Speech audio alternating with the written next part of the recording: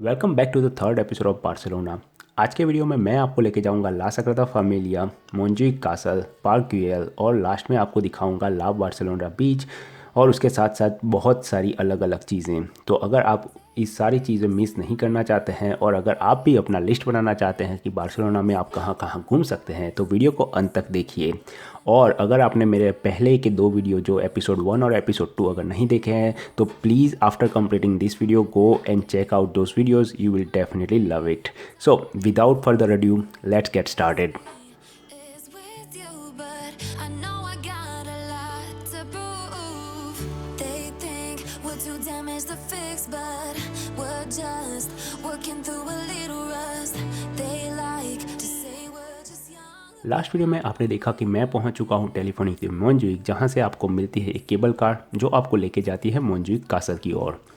अगर आप ये केबल कार नहीं लेना चाहते हैं तो आपके पास दो ऑप्शंस होते हैं। आप चल के भी मोंजुइक कासल जा सकते हैं या फिर आप ले सकते हैं एक बस जिसके लिए आपको कोई भी एक्स्ट्रा टिकट पे करने की ज़रूरत नहीं है। लेकिन अगर आप मोंजुइक कासल जा रहे हैं then I highly recommend taking this cable car because when you are going through cable car you can have 360-degree views of Barcelona और ये व्यू इतना ब्यूटीफुल है that I can highly recommend that paying €8 is like really nothing to get this view and I highly recommend going there क्योंकि ये view आपको मतलब शायद ही Barcelona की कहीं और जगह से मिलेगा। तो आई हाईली रिकमेंड अगर आप वहाँ पे जा रहे हैं please take the Montjuic cable car.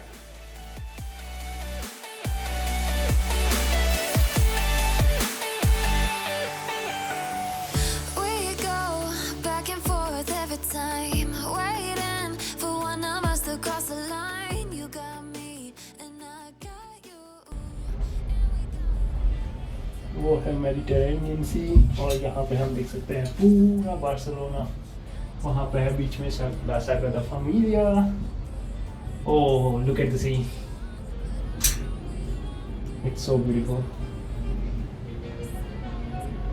Wow. It's hard to find the reason why you stay by my side. You and I break up. After experiencing amazing cable car in Montjuic, now we are at Montjuic Castle. So let me show you guys how is it.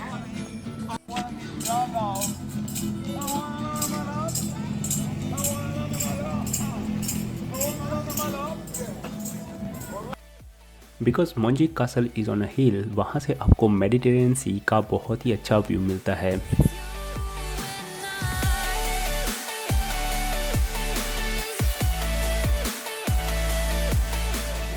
ये है entrance of Montjuic castle. So let's have a look. और वहाँ पे लोग बैठ के Mediterranean सी का लुत्फ़ उठा रहे हैं।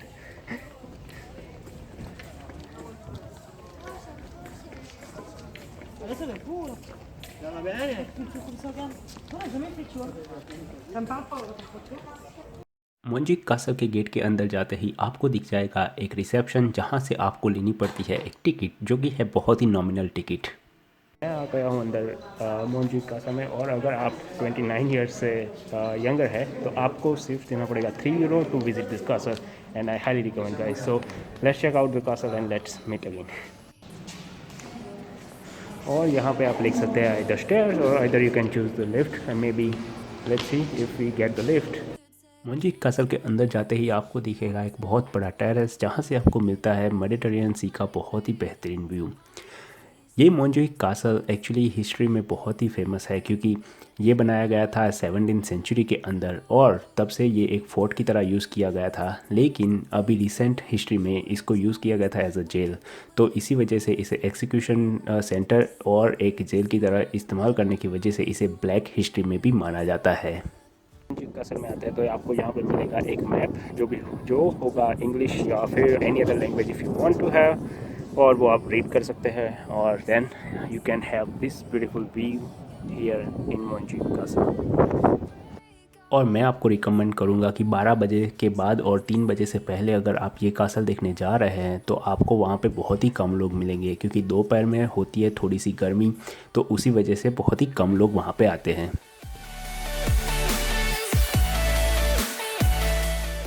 मोंजुइक कासल के अंदर ही है एक छोटा सा स्क्वायर जहाँ पे पब्लिक इवेंट्स और कॉन्सर्ट्स होते रहते हैं।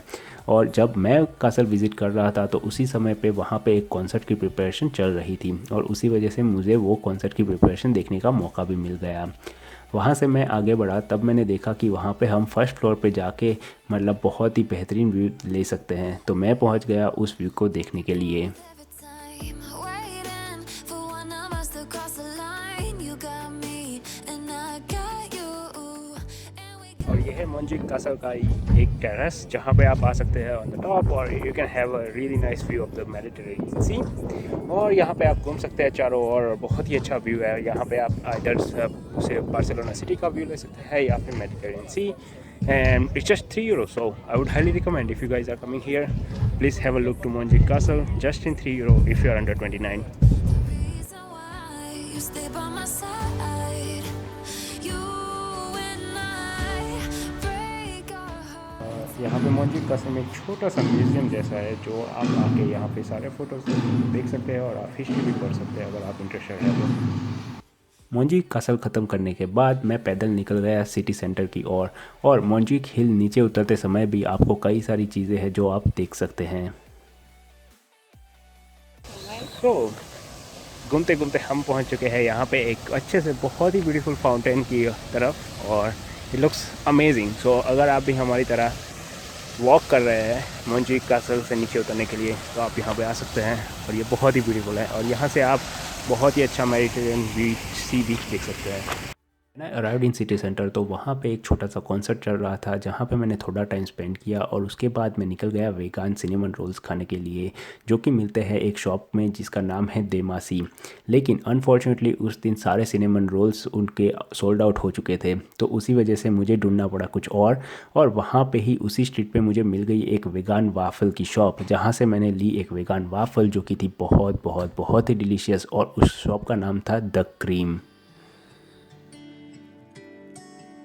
Day breaks and I'm burned by the morning light. I make the same mistake more than twice. Same song. अगले दिन सुबह मैं निकल गया ला साग्रादा फैमिलिया को देखने के लिए जो कि है बार्सिलोना की सबसे फेमस जगह और उसके अंदर विज़िट करने के लिए आपको टिकट लेनी पड़ती है और अगर आप एक गाइडेड टूर लेते हैं तो उसके लिए आपको पे करना पड़ता है €26 और अगर आप एक सिंपल सिर्फ एंट्री लेते हैं तो आपको पे करना पड़ता है €24। तो €2 में अगर आपको गाइडेड टूर मिल रही है देन आई हाईली रिकमेंड कि गाइडेड टूर लेना चाहिए।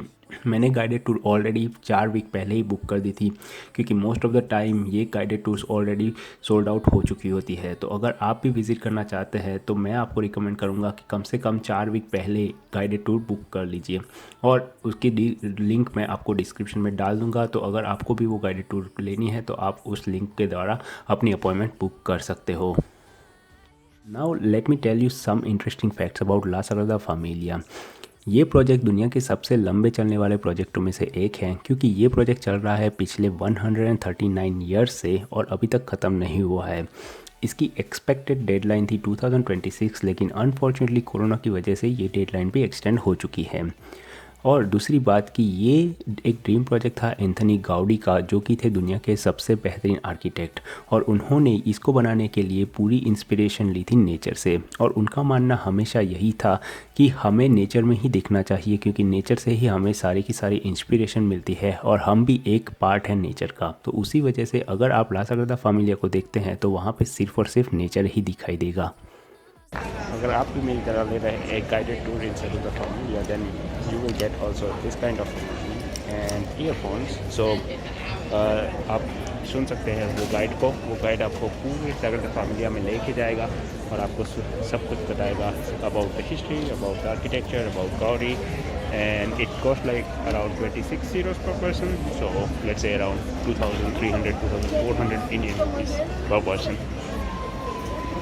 and this is the back side of La Sagrada Familia और यहाँ पे आप देख सकते हैं कि इसकी डिज़ाइन थोड़ी सी अलग है और यहाँ पे बहुत सारे पिलर्स है और स्कल्पचर्स है और जो स्कल्पचर्स है वो जीसस क्राइस्ट की पूरी लाइफ स्टोरी एक्सप्लेन करते हैं।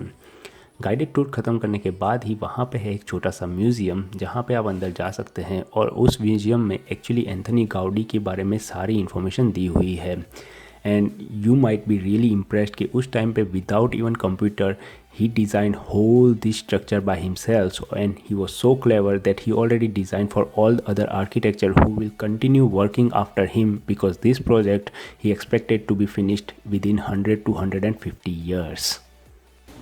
और सगरदा फैमिलिया की जर्नी ख़त्म करने के बाद जब आप एग्ज़िट करते हो तो वहाँ पे एक छोटा सा शॉप है जहाँ पे आप सुवेनियर खरीद सकते हो, वो सारे सगरदा फैमिलिया के। तो चलो मैं आपको दिखाता हूँ। तो यहाँ पे आप देख सकते हैं कि सारा मतलब जो कुछ भी चीज़ें हैं वो सब सगरदा फैमिलिया की सुवेनियर, तो शायद बहुत बहुत बहुत महंगी है। अगर आप चाहते हैं तो ले सकते हैं। ये छोटी सी बोतल सिर्फ 18 यूरो में, ये छोटी सी कुछ बुक है वो 8 यूरो में। आप देख सकते हैं यहाँ पे। लेकिन I would not recommend to buy anything from here, लेकिन अगर आप इंटरेस्टेड है तो ले सकते हैं कुछ मेमोरीज़ के लिए।